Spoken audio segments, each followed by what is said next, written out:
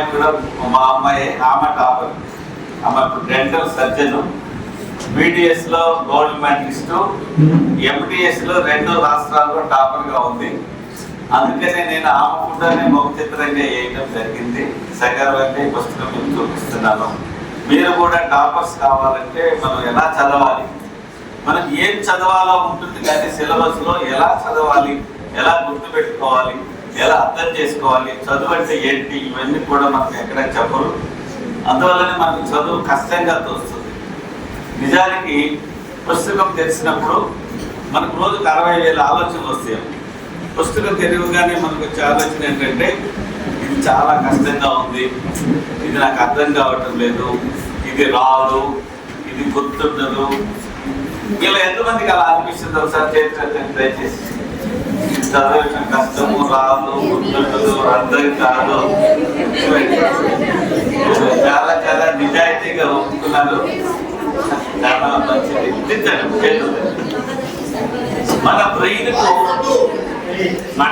మన బ్రెయిన్కు 90 లక్షల పుస్తకాలు, చిన్న పుస్తకాలు కాదు. వివిధమైన టీచర్ ఇచ్చి క్లాస్ రూమ్ లో ఇంత మంచి వాతావరణంలో పాఠాలు చెప్పించి మరి అర్థం కానీ చెప్తూ మధ్య మధ్యలో ఎగ్జామ్స్ పెడుతూ డౌట్స్ వస్తే క్లియర్ చేస్తూ ఇంత ఉన్నా ఈ మార్చి ఏప్రిల్ ఎగ్జామ్స్ టైం వచ్చేటప్పటికి విపరీతంగా ఒత్తిడి పడుతున్నామంటే కారణం ప్రాబ్లం పుస్తకంలో ఉందా, మన బ్రెయిన్ లో ఉందా? బ్రెయిన్ లో ఉంది. పుస్తకంలో ప్రాబ్లమే లేదు. బ్రెయిన్ లో ఏముందంటే ఎన్ఎల్పిలో ఒక సూత్రం ఉంటుంది, చూసే దృష్టిని బట్టి ప్రపంచం కనిపిస్తుంది. ఏదైనా సరే మనము పుస్తకం ఈజీగా ఉంది అనిపిస్తే ఈజీగా ఉంటుంది, కష్టం ఉంటే కష్టంగా ఉంటుంది. ఎలా చూస్తాం అనేది దాన్ని బట్టి ఉంటుంది. ఈ రోజు నుంచి మీరు పుస్తకాన్ని ఇష్టంగా చదవడం స్టార్ట్ చేయండి. సగం ప్రాబ్లం సాల్వ్ అయిపోతుంది. ఇష్టంగా పట్టుకోండి. ఎందుకు ఇష్టంగా పట్టుకోవాలంటే మీ జీవితాన్ని మార్చేదే పుస్తకం, మీ జీవితాన్ని మార్చేదే చదువు. ఇప్పుడు చూడండి, రియల్ ఎస్టేట్ అనే వ్యాపారం విన్నారా? భూముల వ్యాపారం, ఫ్లాట్స్ అమ్ముతారు. రియల్ ఎస్టేట్ అంటే రియల్ అంటే నిజమైన, ఎస్టేట్ అంటే సంపద. అంటే భూమిని నిజమైన సంపదగా పోలుస్తారు. ఎందుకంటే ఇవాళ ఫ్లాట్ కొంటే 4 ఏళ్ల తర్వాత అది డబుల్ ట్రిపుల్ అయిపోతుంది. అవునా కదా? భూమి రేట్ ఎప్పుడు పెరుగుతూ ఉంటుంది. ఎందుకని? భూమి పెరగదు కాబట్టి. సెల్ ఫోన్ తగ్గుద్ది. ఎందుకని? ఎన్ని కావాలంటే తయారు చేయొచ్చు సెల్ ఫోన్, కానీ భూమిని తయారు చేసేది కాదు. అది దేవుడు ఇచ్చింది, ప్రకృతిలో భాగం.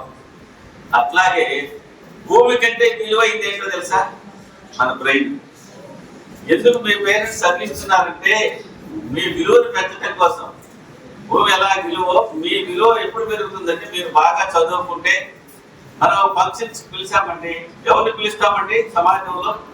మన స్కూల్ యానివర్సరీ కానీ ఎవరిని పిలుస్తాం? రోడ్డు మీద పోయే వాళ్ళు రండి రండి కూర్చోండి, అధ్యక్షుడిగా వహించండి అంటామా? ఎవరు పిలుస్తాం? బాగా గొప్ప వాళ్ళని పిలుస్తాం. గొప్ప వాళ్ళన్న పదం అంటాం. గొప్ప వాళ్ళని పిలుస్తాం అంటే విలువైన వ్యక్తులు, సమాజంలో విలువైన స్థానం. ఒక పెద్ద డాక్టర్ను, ఒక పోలీస్ ఆఫీసరు, ఒక గొప్ప రాజకీయ నాయకుడు. అవునా కదా? అంటే వాళ్ళకి గౌరవము, పరపతి, గుర్తింపు, వ్యక్తిత్వము ఇవన్నీ చూసి పిలుస్తాం. అవునా కదా? అంటే మీ విలువ చదువుకుంటే పెరుగుతుందా తగ్గుతుందా? పెరుగుతుంది.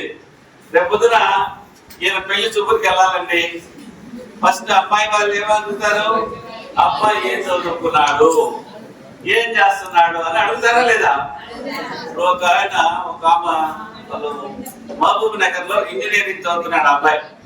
కానీ ఇంజనీరింగ్ ఫస్ట్ ఇయర్ లోనే డ్రాప్ అవుట్ అనమాట. ఏదో గొడవలో చదువుచి ఫస్ట్ ఇయర్ కాలేజీ మానేశాడు. నేను అబ్బాయిని చూడలేదు, కానీ వాళ్ళ పేరెంట్స్ నాతో మాట్లాడుతుంటారు. వాళ్ళు చెప్పింది ఏంటంటే మా అబ్బాయి ప్రభాస్ లాగా ఉంటాడంటే, హైట్, అందము అంతా, కానీ పెళ్లి కావట్లేదు. ఎందుకంటే ఏమడుగుతారు? ప్రభాస్ కాదు వాళ్ళకి కావాల్సింది, పనికొచ్చేవాడు, వాడికి ఒక ఉద్యోగము, భార్యను పోషించేవాడు, గొడవల్లో రోడ్డు మీద పోయే గొడవల్లో తలదొచ్చిన వాడు, అంతే కదా సార్? ప్రభాస్ లాగా ఉంటే ఎందుకు? కాబట్టి మనకు కూడా వ్యక్తిత్వం అనేది చాలా ముఖ్యం. చదువుని విలువను గుర్తించడం అనేది చాలా ముఖ్యం. మీ పేరెంట్స్ అందరూ మీరు జీవితం గురించి మీరు కలలు కంటున్నారో లేదో నాకు తెలియదు, కానీ మీ తల్లిదండ్రులు మీ గురించి కలలు కంటూ ఉంటారు. అవునా కదా? మా అబ్బాయి ఇలా అవుతారు, మా అమ్మాయి ఇలా అవుతుందని. ఆ కళలను నిజం చేయాల్సినటువంటి బాధ్యత, ఆ రెస్పాన్సిబిలిటీ అనేది మీ మీద ఉంటుంది. గుర్తుపెట్టుకోండి. నేను చెప్పొచ్చింది ఏంటంటే మనం చదవాలని అందరికి ఉంటుందమ్మా, బాగుపడాలని అందరికి ఉంటుంది. కష్టం ఎందుకు వస్తుందంటే ఎలా చదవాలో మనకు ఎవరు నేర్పకపోవడం. ఇప్పుడు కారు కొనుక్కోవాలంటే కార్ డ్రైవర్కి వెళ్ళాలి, లేకపోతే ఏం చేస్తాం, డ్రైవర్ ముందు డ్రైవింగ్ స్కూల్లో చేస్తారు కదా, కార్ డ్రైవింగ్ స్కూల్లో చేరి అందులో వనమాలు నేర్చుకొని ఎలా డ్రైవ్ చేయాలో నేర్చుకొని కొంతకాలం ప్రాక్టీస్ చేసిన తర్వాత అప్పుడు మనకు డ్రైవింగ్ లైసెన్స్ ఇస్తారు. అవునా? అప్పుడే కార్ నడిపే అర్హత ఉంటుంది. రోడ్డు మీద పోలీసులు ఆపితే ఫస్ట్ అడిగేది ఏంటి, నీకు లైసెన్స్ ఉందా అంట. మరి మనం చదువుగా స్టూడెంట్ గా ఉండే లైసెన్స్ ఉందా అంటే నేను చదివి అర్థం చేసుకోగలుగుతున్నామా, సరిగా వినగలుగుతున్నామా? లేదు. ఇది ప్రాబ్లం అయింది. అంటే ఒక స్విమ్మింగ్ వెళ్ళాలంటే నేర్పిస్తారు, సైకిల్ దొరకాలన్నా నేర్చుకోవాలి, కానీ ఎలా చదవాలి, ఎలా గుర్తుపెట్టుకోవాలి, ఇవన్నీ నేర్చుకోకపోవటం వల్ల ఆ సిస్టమ్ మనకు సమాజంలో ఎడ్యుకేషన్ సిస్టమ్ లో లేకపోవటం వల్ల మనకు ప్రాబ్లం అయింది. ఇదన్నమాట. అసలు నేను చదువు ఎందుకు కష్టంగా మారిందని, ఈ పుస్తకం 100 పేజీలు, కానీ నాకు 5 years పట్టింది అది పూర్తి చేయడం. చదువు ఎందుకు కష్టంగా ఉందని నేను 7 సూత్రాలు, నాకు ఎక్కడ పుస్తకంలో దొరకలేదు. ఇవన్నీ నేను చాలా చాలా పరిశోధన చేసి రాసినవి. ఈ 7 చెప్తే దీని విలువ తెలుస్తుంది. 1, చిన్నప్పటి నుంచి కష్టపడి చదువుకోమా అని ఫస్ట్ పేరెంట్స్ అంటుంటారు. అవునా కదా? క్లాసులో వచ్చిన టీచర్స్ కూడా అంటారు. అంటే కష్టపడి చదువుకోమా అన్నారు, కానీ కష్టపడి తినే అన్నారా? కష్టపడి టీవీ చూస్తామన్నారా? కష్టపడి వీడియో గేమ్స్ ఆడుకోమన్నారా? మరి ఎందుకంటే చదువే కష్టం అన్నారంటే వాళ్ళ పేరెంట్స్ అలా చెప్పారు. కానీ ఎప్పుడు చదువు కష్టం కాదు.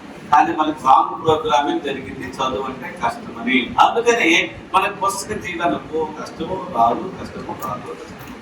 ఈ రీప్రోగ్రామ్ చేసుకోవాలి, ఇది మార్చుకోవాలి. ఈ రోజు నుంచి పుస్తకం తెరవగానే ఏం చేస్తారు, ఇది చాలా ఈజీగా ఉంది, ఇది నేను అర్థమవుతుంది, ఇది నేను నేర్చుకోగలను, ఇది గుర్తుంచుకోగలను, ఇది పాజిటివ్ గా అనుకోవడం స్టార్ట్ చేయాలి. అర్థమైంది? నేను కూడా క్లాస్ లో మీ ఊరు గురించి చెప్పాను. నేను ఎప్పుడు మార్కాపురం వచ్చినా కానీ అక్కడ మెయిన్ రోడ్డు ఒకటే కాబట్టి అక్కడ ఏదో హోటల్లో రూమ్ ఇచ్చేవాళ్ళు. ఉదయం ఎప్పుడు 10 క్లాస్ ఉంటుంది కదా, ఉదయం దిగి అక్కడ గడియారం స్తంభం దగ్గర మంచి అల్లం టీ తాగేవాళ్ళు. రాజస్థాన్ వాళ్ళు అల్లం టీ బాగా పెడతారు. అంటే ఎందుకు చెప్తున్నానంటే ఒక సూత్రం ఉంది, event plus satisfaction result to habit. Event ఏదైనా ఒక పని మనకు సాటిస్ఫాక్షన్ ఇస్తే అది అలవాటు అవుతుంది. నాకు ఆ టీ వచ్చేటప్పుడు కూడా కారులో ఒక చోట ఆపి ఉదయం అక్కడ దర్శనంలోనే చాలా బాగుందండి టీ తాగి. అంటే ఏదైనా ఒక అలవాటు, అంటే ఇష్టపడితే ఒక పనిని మనం అలవాటుగా చేస్తాం, ఎవరు చెప్పక్కర్లేదు. కానీ చదువు అనేది మనకు అలవాటు కాలేదు, అనేది దౌర్భాగ్యం. ఎగ్జామ్స్ ఉంటే చదువుతాం, మార్కులు తగ్గినాయి, నలుగురు తిడితే అమ్మో చదవాలంటాం. కానీ ఇది ఒక హ్యాబిట్ అయిపోవాలి. ఇది అయిపోయినప్పుడు ఎవరు చదవమనక్కర్లేదు. ఇది మనం చేసుకోవాల్సినటువంటి ముఖ్యమైనది. తర్వాత మన బ్రెయిన్ అనేది ఒక పారాచూట్ లాంటిది. పారాచూట్ తెలుసు కదా, గొడుగులాగా ఉంటుంది. పారాచూట్ ఓపెన్ చేస్తేనే పని చేస్తుంది, క్లోజ్ చేస్తే పని చేయదు. మన బ్రెయిన్ కూడా అంతే, ఓపెన్ చేస్తేనే పని చేస్తుంది. బ్రెయిన్ ఓపెన్ చేయాలంటే 3 లక్షణాలు ఉంటాయి. 1, రిలాక్స్డ్ గా ఉండాలి. ఒత్తిడి పడితే చదువు రాదు. ఒత్తిడి పడితే బ్రెయిన్ స్విచ్ ఆఫ్ అయిపోతుంది. మైక్ ఎలాగైతే స్విచ్ ఆఫ్ స్విచ్ ఆన్ ఉన్నాయో మన బ్రెయిన్ కు కూడా స్విచ్ ఆఫ్ ఉంటుంది. బ్రెయిన్ ఇలా ఉండదు అనుకోండి, ఇది బ్రెయిన్ స్టెమ్ అంటారు. ఇదేమో మిడిల్ బ్రెయిన్, దీన్ని లింబాటిక్ సిస్టమ్ అంటారు. ఇది పెద్ద మెదడు, ఇది ఎమోషనల్ బ్రెయిన్. ఎమోషనల్లీ పాజిటివ్ గా ఉంటేనే బ్రెయిన్ వర్క్ అవుతుంది. అంటే పుస్తకం తీసినప్పుడు కిక్కు రావాలి, కప్పు రాకూడదు. పుస్తకం తీస్తే కళ్ళు పెద్దవి కావాలి. ఏం రాశారంటే రచయిత వాళ్ళ గడ్డికి పెట్టాడు, ఇక్కడ మంచి పదం వాడాడు, సరే ఇక్కడ మంచి పిక్చర్ కూడా చాలా బాగుంది. ఇలా మనము అలా ఇన్వాల్వ్ అవ్వాలి. అన్నమయ్య వెంకటేశ్వర చూసి ఎలాంటి పాటలు పాడతాడో అంత ఆనందం కాగా చదివేటప్పుడు. అంతేగాని దరిద్రం మాకే వచ్చింది, అందరికి చదువు లేదు, పరీక్షలు వచ్చి దానికి చచ్చినాయి, ఆటలు దొరికితే బాగుండు, ఎక్కడ దేవుడు ఈ మైండ్ సెట్ ఉంటే చదువు రాదమ్మా. అర్థమైందా? ఎందుకంటే నేను సీరియస్ గా చెప్తున్నాను, 25 years నుంచి నేను క్లాసులు చెప్తున్నాను. చాలా బాధ కలుగుతుంటది కొంతమంది పిల్లలు చూస్తూ ఉంటే. ఇదే ఊళ్ళో నేను ఒక ఇంజనీరింగ్ కాలేజ్ పేరు చెప్పను, ఇంజనీరింగ్ కాలేజీలో క్లాస్ చెప్తుంటే జరిగిన సంఘటన. అమ్మాయిలు కూర్చున్నారు, అబ్బాయిలు కూర్చున్నారు. ఒకడు కూర్చి లేదు, అమ్మాయిలకి ఇటు తిరిగి కూర్చున్నారు.